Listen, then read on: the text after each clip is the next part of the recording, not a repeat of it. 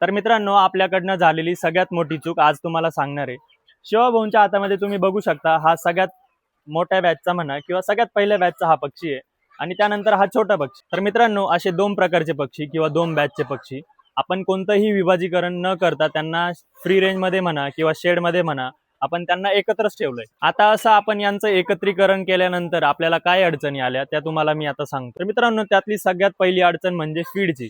बघा, आता आपण हे छोटे पक्षी असो किंवा मोठे पक्षी असो, या सर्वांना फीड म्हणा किंवा इतर भाजीपाला म्हणा, आपण सगळ्यांना एकत्र खायला टाकतो. जे मोठ्या बॅचचे पक्षी आहेत ना, ते लवकर आणि त्याचबरोबर जास्त फीड कंझ्युम करून घेतात आणि मग जे छोट्या बॅचचे किंवा छोटे पक्षी म्हणा, यांना फीड कमी क्वांटिटीत खायला भेटतं. त्यानंतरचा दुसरा मुद्दा म्हणजे हे मोठ्या बॅचचे जे पक्षी आहेत ना, ते छोट्या पक्ष्यांमागे धावतात, त्यांचे केस उपटतात, एक प्रकारे त्यांच्यावरती अत्याचारच करतो. अशा प्रकारे तुम्ही पण जर दोन बॅचच्या पक्ष्यांना एकत्र करत असाल तर त्यांच्यामध्ये विभाजीकरण ठेवा, त्यांना पूर्णपणे एकत्र करू नका, जेणेकरून आपल्या पक्ष्यांची क्वालिटी ही मेंटेन राहील